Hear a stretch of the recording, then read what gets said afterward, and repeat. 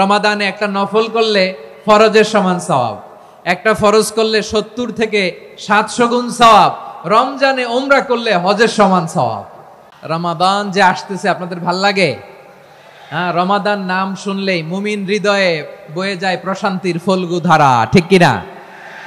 একটা আনন্দ, একটা উচ্ছ্বাস আমাদের হৃদয়ের মধ্যে চলে আসে। রমাদান সাইয়্যিদুশ শুহুর, 12 মাসের মধ্যে সবচাইতে শ্রেষ্ঠতম মাস রমাদান আল মুবারক আসছে। আত্মশুদ্ধির মাস, আত্মসংশোধনের মাস, শুদ্ধাচারের মাস, নিজেকে আলোকিত করবার মাস, ঠিক কিনা বলেন? এই রমাদানুল মুবারকে আমাদের কি করণীয়, কি বর্জনীয়, what to do and what not to do, এই টপিকসের উপর কিছু কথা আপনাদের সামনে উপস্থাপন করব ইনশাআল্লাহ। ওমা তাওফীকি ইল্লা বিল্লাহ। আমার প্রিয় ভাইয়েরা, আমি আমার খুতবার শুরুতে সূরা বাকারার 185 নম্বর আয়াত তেলাওয়াত করেছি, যেখানে আল্লাহ তাআলা কোন মাসে কোরআন আল কারীমকে, মহাবিশ্বের মহাবিশ্বয় কোরআন আল কারীমকে এই পৃথিবীতে নাজিল করেছেন সেটা আমাদেরকে জানিয়েছেন। আল্লাহ তাআলা ইরশাদ করছেন, শাহরু রমাদানাল্লাযী উনজিলা ফীহিল কুরআনু হুদাল লিন্নাস ওয়া বাইনাতিম মিনাল হুদা ওয়াল ফুরকান। আল্লাহ বলেন, রমাদান এমন একটা মাস যে মাসে কোরআন নাজিল করা হয়েছে। আর এই কোরআন হচ্ছে বিশ্ব মানবের জন্য পথ নির্দেশিকা, হেদায়েতের সুস্পষ্ট বর্ণনা এবং সত্য মিথ্যা পৃথক করার আসমানি মানদণ্ড রূপে জামিনে আমাদের জন্য কোরআন নাজিল করেছে কে? আওয়াজ করে বলেন তো, আল্লাহর নাজিল করা এই কোরআনে কোনো ভুল আছে? এজন্য আল্লাহ তাআলা আমাদের জন্য গোটা রমাদানে এই সিয়ামকে ফরজ করে দিয়েছেন। আওয়াজ করে বলেন আল্লাহু আকবার। রাব্বুল আলামিন বলেন, ইয়া আইয়ুহাল্লাযীনা আমানু কুতিবা আলাইকুমুস সিয়াম, সিয়ামকে তোমাদের উপরে ফরজ করা হয়েছে, কামা কুতিবা আলাল্লাযীনা মিন ক্বাবলিকুম, যেমনি তোমাদের পূর্ববর্তীদের উপর রোজা ফরজ করা হয়েছিল, লাআল্লাকুম তাত্তাকুন, যাতে করে তোমরা আল্লাহ সচেতন হতে পারো, যাতে করে তোমরা মুত্তাকি হতে পারো। লাআল্লাকুম তাত্তাকুন, যাতে করে আমরা আল্লাহ সচেতন হতে পারি, আল্লাহ কনসিয়াসনেস আমাদের মধ্যে গ্রো করে। এটা হচ্ছে রোজার prime objective, the prime objective of সিয়াম।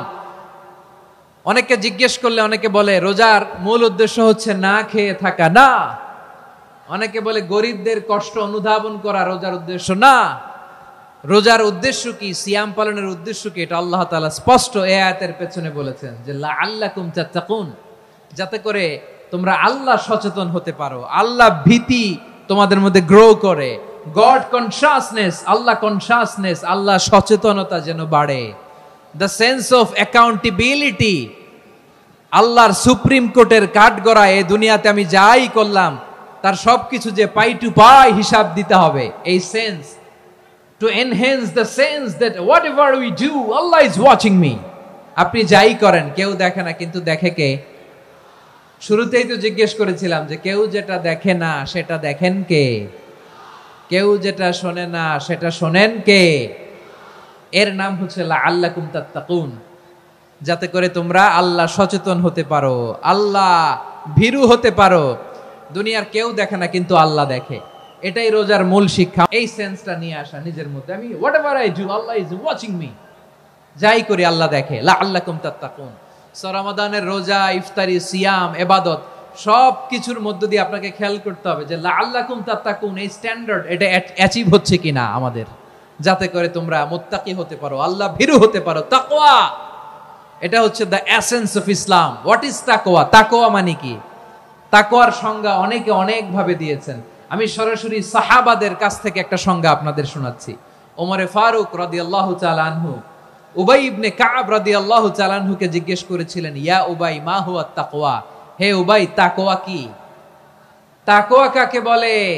উবাই ইবনে কাব তিনি প্রশ্নের উত্তর না দিয়ে উনিও আবার প্রশ্ন ছুড়লেন। তিনি বললেন, ইয়া আমিরাল মুমিনিন, আমা সালাকতা তরিকান যা শাউক, আপনি কি কাঁটাযুক্ত রাস্তা দিয়ে মরুভূমিতে কখনো যে রাস্তার চারদিকে ক্যাকটাস, গুলমলতার কাঁটা হেঁটেছেন? ওমরে ফারুক বললেন, নাম, হেঁটেছি। বালা, হেঁটেছি। কাইফা আমিলতা, কিভাবে হেঁটেছেন? ওমরে ফারুক বললেন, শাম্মারতু ওয়াজতাহাতু, আমি আমার জামা, জুব্বা আর চাদর আটোসাটো করে গায়ের সাথে এমন ভাবে মিলিয়ে রেখেছি, এমন সাবধানে হেঁটেছি যাতে করে মরুভূমির ক্যাকটাসের গুলমলতার কাঁটা আমার গায়ে বিঁধে না যায়। উবাই ইবনে কাব বললেন, ফাযালিকা হুয়া তাকওয়া, আরে তাহলে আপনি তো ঠিকই জানেন তাকওয়া মানে কি, এটাই তো তাকওয়া। ওই রাস্তা দিয়ে যেভাবে হেঁটেছেন পুরো দুনিয়ার জিন্দেগিটা এইভাবে সাবধানে চলার নামই হচ্ছে তাকওয়া। চিল্লায় বলো ঠিক কিনা?